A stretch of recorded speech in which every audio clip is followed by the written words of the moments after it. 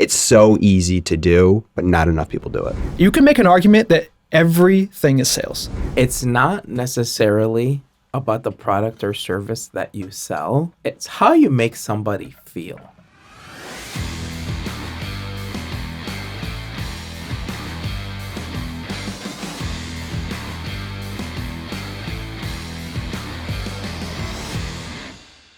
Welcome back to the Sky's the Limit podcast with your hosts, Mike and Ryan, with Christos Provistalis, a former guest service manager for the Walt Disney Company.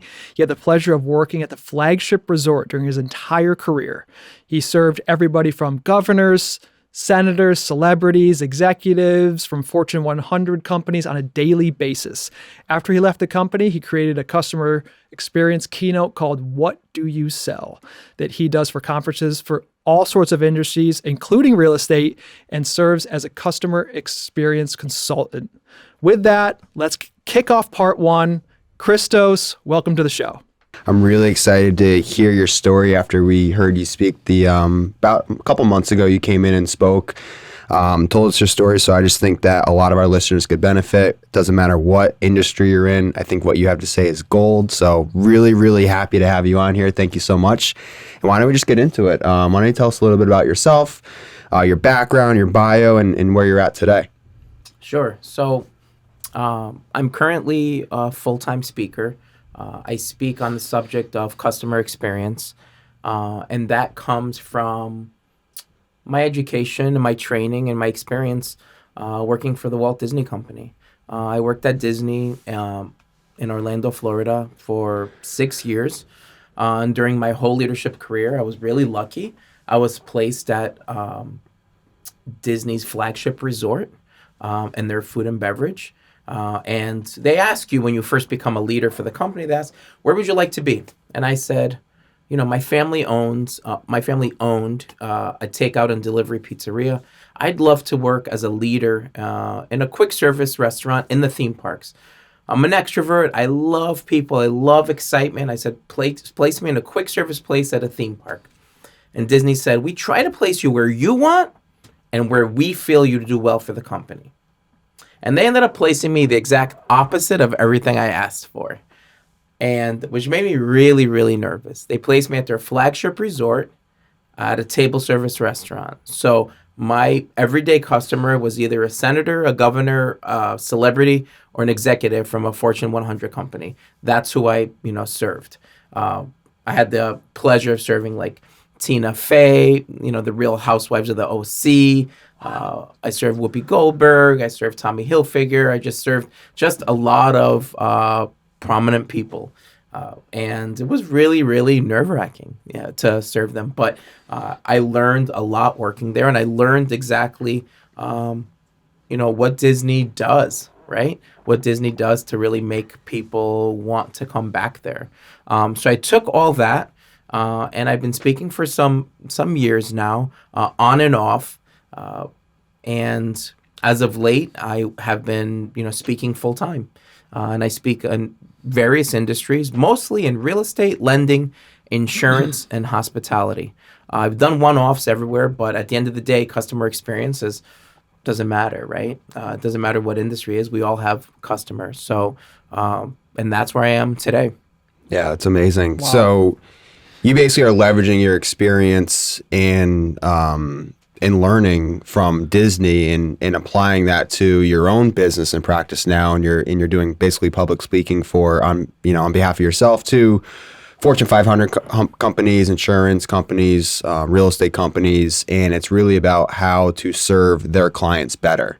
And I know when you spoke, you talked a lot about IQ and EQ, and we'll get into that. But that's why I'm so happy to have you on, because I think not only does this apply for, Ryan's Lending, my real estate brokerage practice, our real estate investing practice, but it applies to any industry. Everyone needs to have a sales and marketing department, and what you say and what you teach to these companies, I mean, they can utilize for years. That's so true. I was actually just talking to someone that was in the banking industry, because I started in banking as a teller back in, this is going back 15 years. And I was like, I'm going to be a teller. you know what? They're going to pay me $12 an hour. And back then that was not bad. And I'm going to, take people's cash. I'm going to put it in the drawer and I'm going to record it in their account. And that's it. And then I got there and 2 weeks in, they're like, oh, well, we need you to like get more checking accounts into the like, and I'm like, wow, I'm doing sales. Like this is sales. Like Sure. you can make an argument that everything is sales, everything, pretty much. Absolutely. And so customer service was a huge thing. So like my first job was like customer service, face to face, right? Not email, not phone. Like these people, this was back before like you had like mobile banking and stuff. So like people were coming in the bank. So like it was a lot of customer interaction. So I know I'm not as well versed in that as you, but it was a really good introduction to that whole world.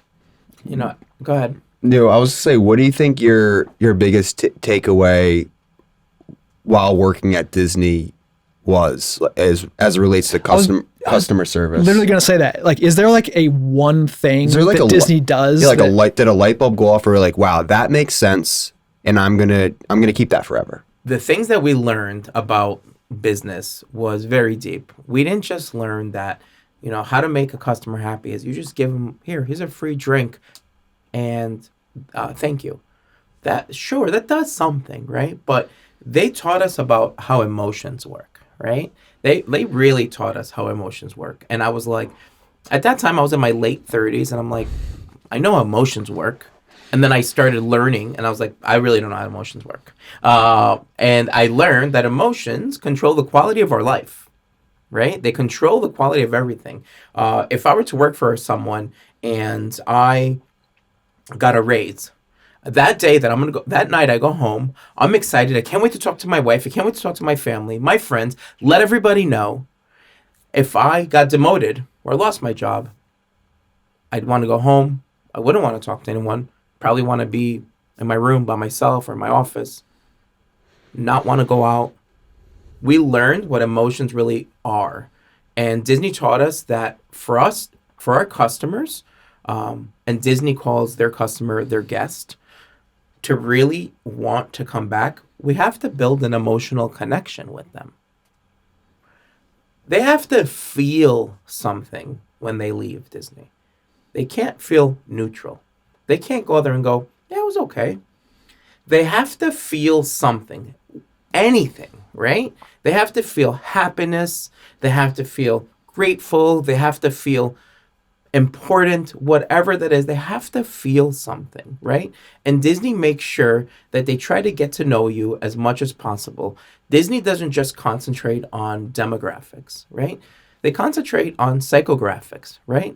And psychographics are getting to know the behaviors, the attitudes, the characteristics of all their customers. They're constantly asking questions. They're constantly doing research as to who their customers are and what makes them tick. And as a leader, I would get to spend some time with our customers, and the little time that I would have with them at our restaurant, I would listen to what they say. And as people, we're constantly giving clues and cues as to who we are by just talking. So I would pick up any little thing and make sure I would use that to make the best possible experience that they have. So how do you build that emotional connection? How do you make them feel? How does someone, if I'm at my restaurant and I'm looking at the hallway, here's the podium, here's the hallway leading in our resort, and I see a couple with a couple kids, and I see the kids frustrated and the parents are frustrated because the kids are, and I'm just paying attention to that. I'm going to go grab a couple gifts from the store, and I'm just going to go up to the kids and be like, hi, this is for you, this is for you. And then the parents go, what? The kids are like, they're so excited. I might grab mom and dad a margarita or something, right? Mm-hmm. And all of a sudden, without them knowing, everything just changed, right? Being one step ahead and giving people what they don't know they needed, right? And just doing things because you want to. That couple there that you just gave their kids a $10 toy and gave mom and dad a drink, change their whole perspective and change their whole attitude on things. So I know that was a long-winded answer, but it really has to do with how do you build an emotional connection to anyone. Because when you build an emotional connection, you represent the company, and then the company represents something to you. One thing that was done to me that I still talk about to this day is one of the lenders I've used in the past and still use them today, in addition to you, of course, Ryan. I was out for my birthday last year in March, and he called me up, "Hey, Mike, what's going on?" I'm like, "Hey, today's actually my birthday, going out to dinner." He's like, "Oh, awesome, happy birthday, where are you going?" I told him the restaurant in Glastonbury, Connecticut, Jay Gilbert's. I don't know if you've ever been there. Yeah. Mondays, half bottle wine. There you go. And he's like, "Oh, awesome. What time's dinner?" I'm like, 7 o'clock. He's like, "Oh, awesome." Sure enough, the waiter comes over. It's me, my fiance, my sister, my dad, and his girlfriend. And he goes, "Hey, just on behalf of Gaetano, is the one who did it, we're going to get your first round. Happy birthday." And I was like, just that little extra step that he called the restaurant, he bought the first round of drinks. I still talk about it a year later. Those little touches are everything. And now I've started to try to do that in my practice just recently. Big monumental things. So a good client of mine just had their first baby. And so I bought them just like this little gift, had it sent to their house with a little note. I got a heartfelt text the next day after it was received. Like, "Mike, thank you so much. You think they're going to think about any other realtor to use but me?"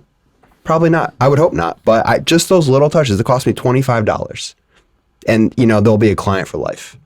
So I think going to your point above and beyond just the little extra steps, whether it's your time or it's a couple extra bucks, it can be remembered forever.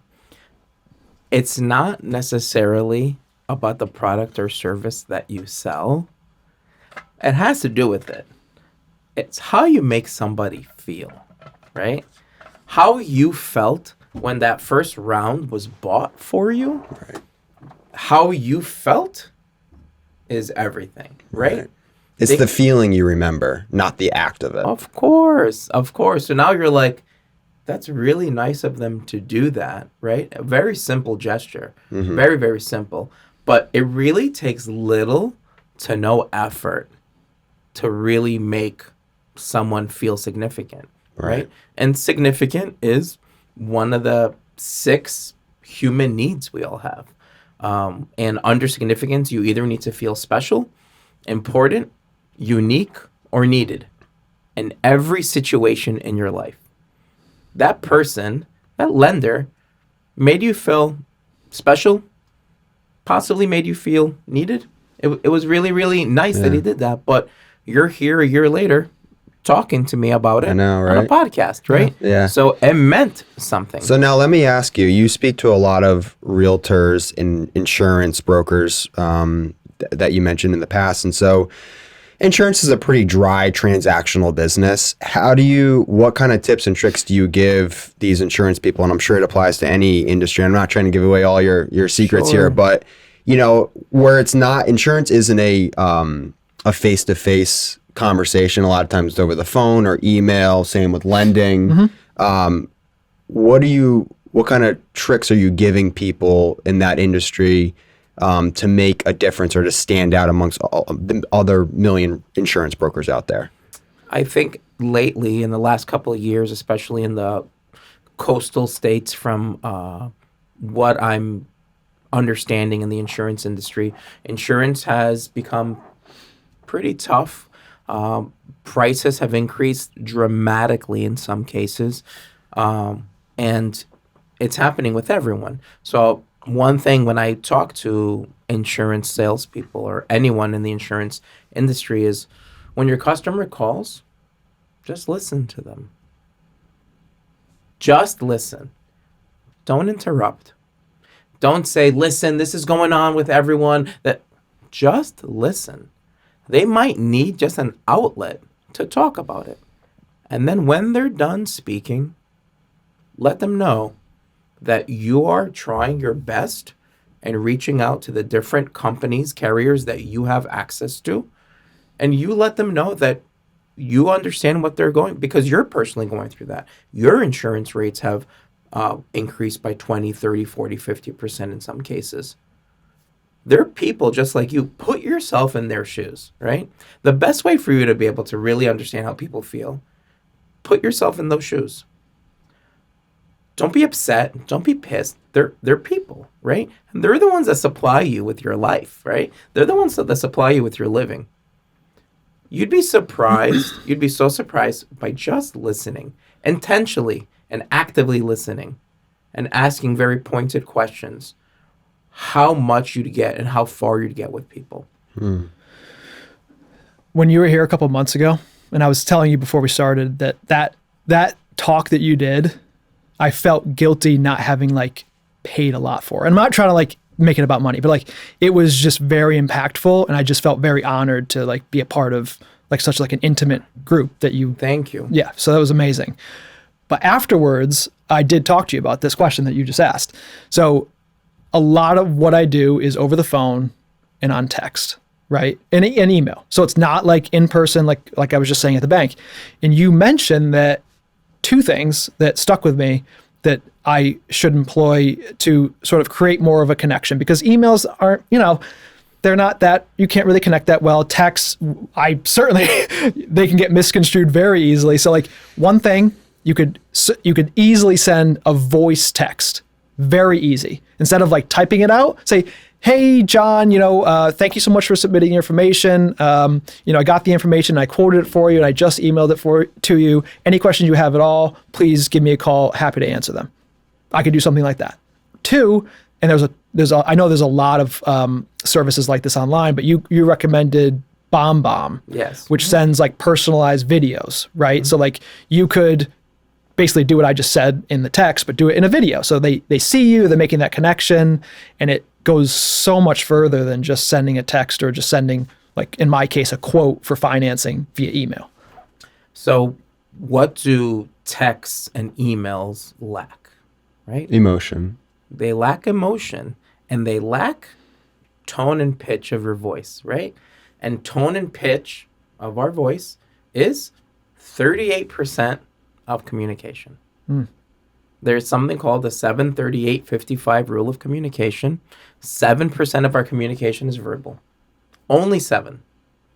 38% of our communication is tone and pitch of our voice, and 55% of our communication is body language.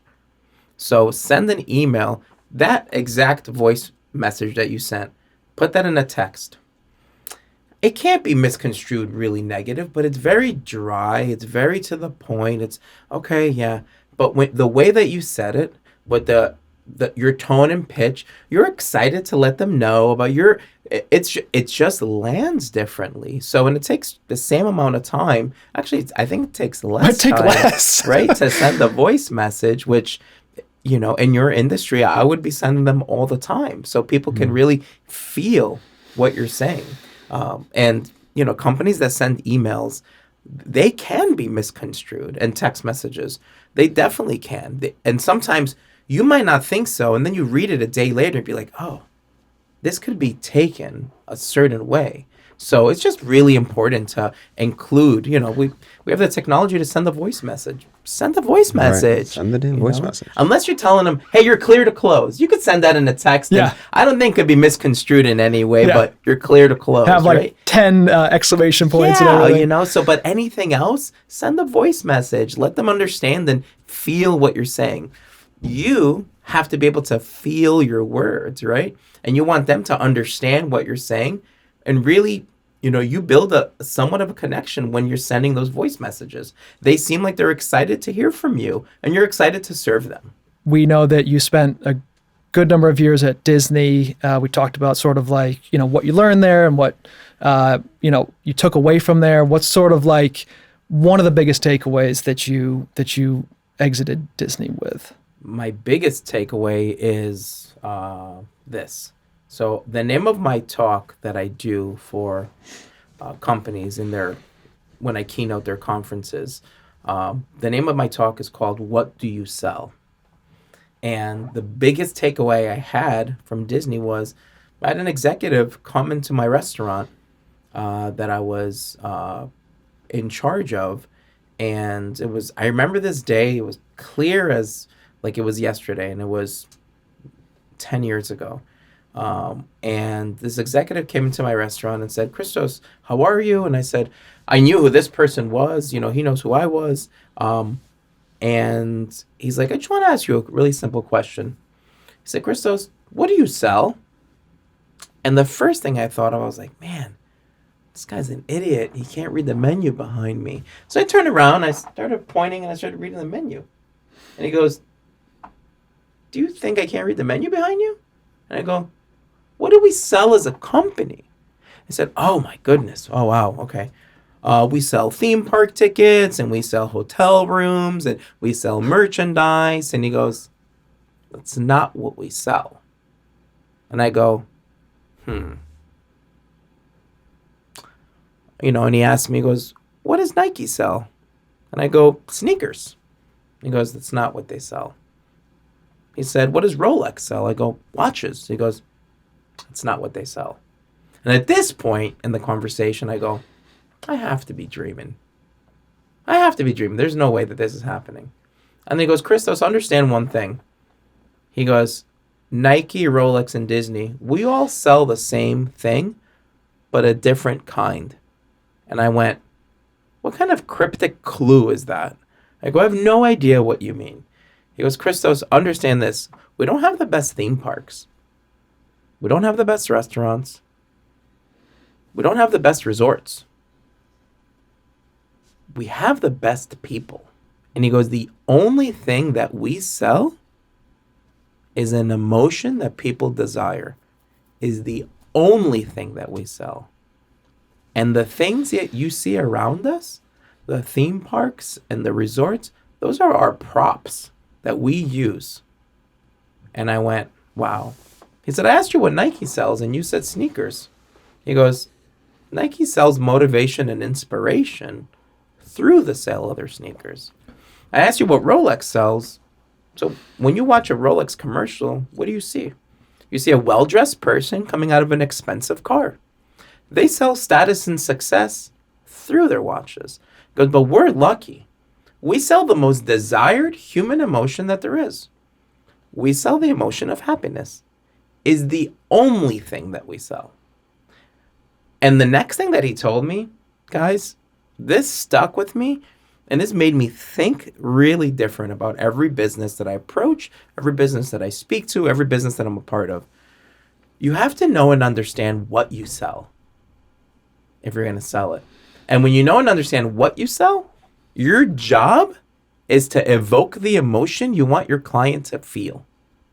And I was like, oh my goodness, is this deep?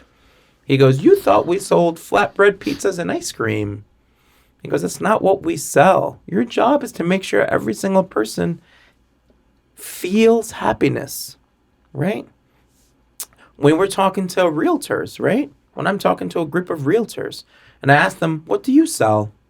And they're like, well, we sell real estate, we sell houses. And I was like, well, you sell an emotion through your product or service. You don't actually sell that product or service. You sell either certainty in your product, certainty in your service. As a realtor, do you sell a sense of accomplishment? Meaning, have you ever sat down with the person buying a house and go, let's pause for a second. There's not a lot of people that can afford to buy a house, but yet you can. I just want to let you know, you should be really proud of yourself. It's a really big deal.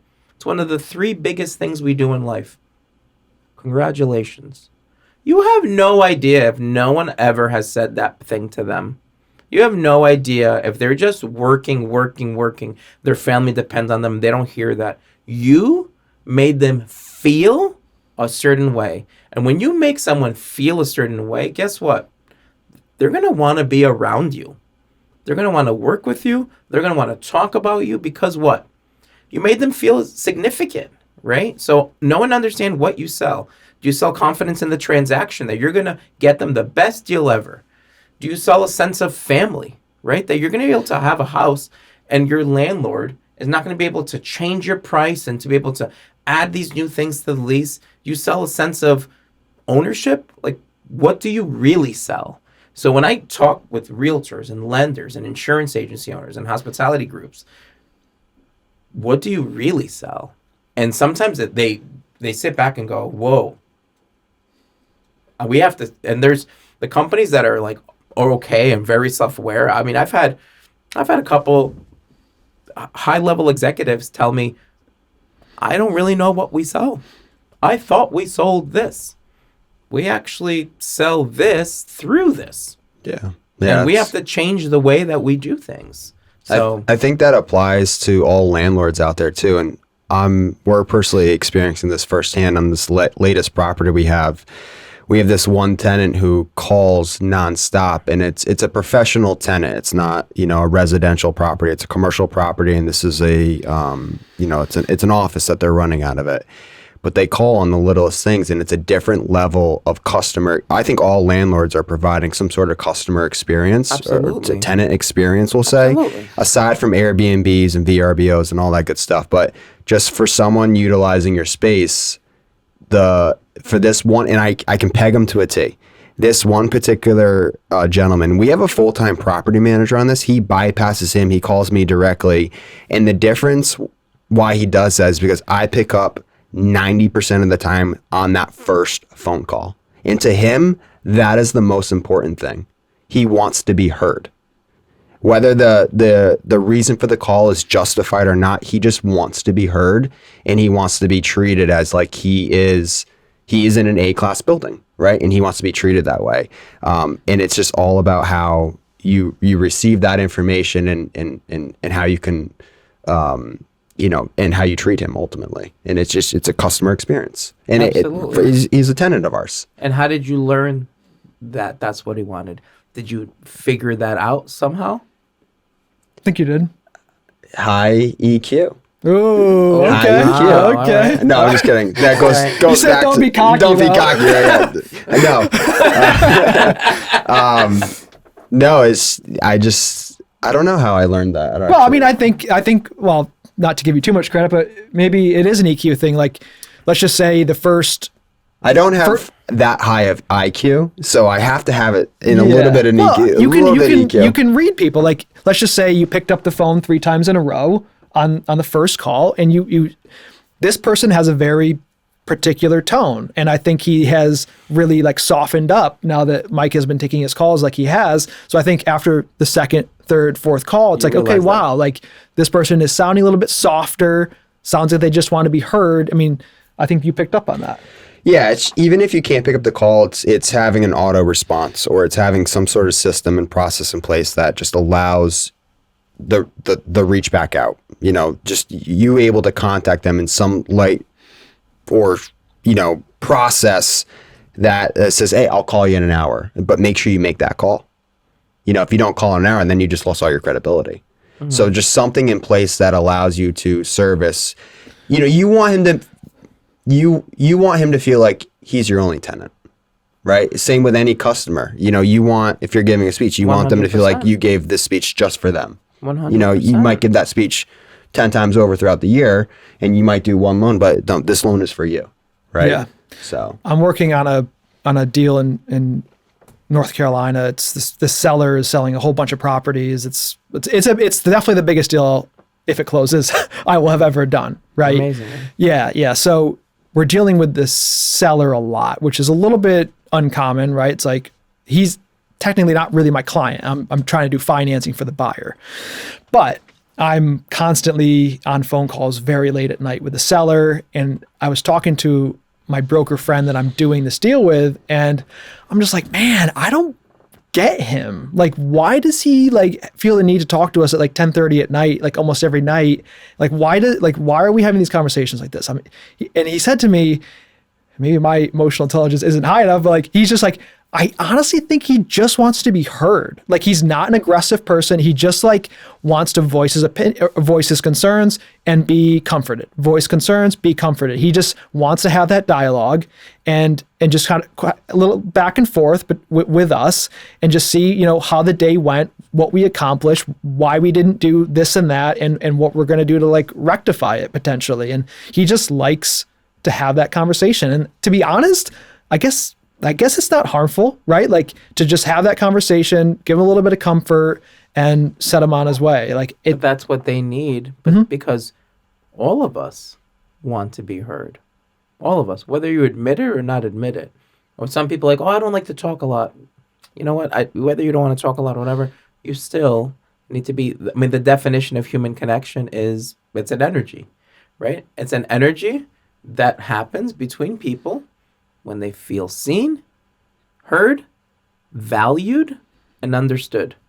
And that connection happens. And like you said, he's not aggressive, but he likes to, and he must feel a connection with you. And as long as the deal is moving forward, and you just said it might end up, it's the biggest deal you will ever have. You have to give them what they want, right? And you have to actually, when you really think about it, you could think, what else could I do even more? Mm-hmm. Could I be proactive on that call? What else could I be proactive, right? Give your customers what they don't know they need, right? You know that this person needs that, right? Because maybe this is a huge deal for them. Bigger than what you think for you, it's for them.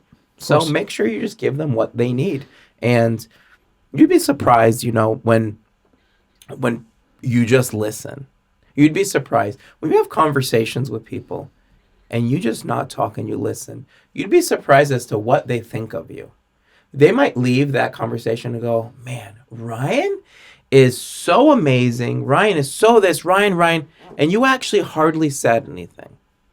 And this happens a lot because people need an outlet and people want to be heard. And they might think so highly of you by you just listening and proactively speaking on what they talk about. For people to be interested in you, you have to be interested in them. And as soon as you're interested in them, they will be interested in you naturally. I promise you. Yeah, one thing I found when talking with people, especially for the first time, is you listen to them talk about themselves, of course, and then the most natural thing for you to do is to try to relate to them by saying, oh yeah, I did that too, or oh yeah, I this. But if you just ask them another question or two, that conversation, that dialogue is so much more powerful. You can add, everyone wants to relate because that's like, it's like when you meet someone, introduces you to someone at the bar for the first time. Oh, this is my buddy Ryan. And it's like you guys start talking and you guys need to find something to relate over. So it's like Ryan talks about himself and then Chris says, oh yeah, you like pizza? Yeah, I own a pizza shop in Willimantic. Oh yeah, I do this, I do that. But just ask Ryan a couple more questions about his business or what he's interested in and do less talking, to your point. So I think it's so easy to do, but not enough people do it. And what we're just talking about is, have you ever heard the term like attracts like? Mm-hmm. It's called the law of similarity, otherwise known as the familiarity principle. You're bound to make a relationship with someone that shares similar interests, values, or beliefs. Naturally. If you're like, oh, Ryan, you like bourbon? I like bourbon. You like pizza? I like pizza. You live here or I live here? Guess what? We have 3 things that we have in common. And we're going to start some type of relationship. We just naturally are. So finding that, but you have to listen. Yes. To be able to find those things. Exactly. And ask more questions. Because understanding communication, let me tell you something. Communication only happens on the listener's end. I could be a great speaker. I could blow the socks off of everyone. If you're not listening to what I'm saying, or if I'm not interesting enough, what's the purpose of me? Right? So when having a conversation with someone, just understand that most of the communication, if not all, happens only on the listener's end. So that's good. No, that's great. Thank you so much. Yeah. Thank you so much for listening to Sky's the Limit podcast. We're always releasing new content, so if there's something you want to hear, be sure to comment below. And don't forget, subscribe to our YouTube channel. And just remember, sky's the limit, dive deep, and invest in how you want to live.